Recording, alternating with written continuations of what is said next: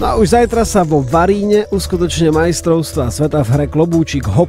Prihlásených je spolu 345 hráčov z 13 krajín sveta.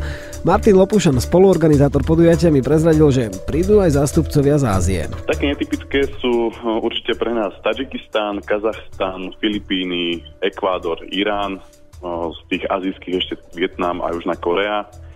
A potom máme také štandardnejšie už pre nás európske, klasicky Slovensko, Česko a potom Taliansko, Chorvátsko a Wales. No a kto je tak povediac taká klobúčiková veľmoc sveta?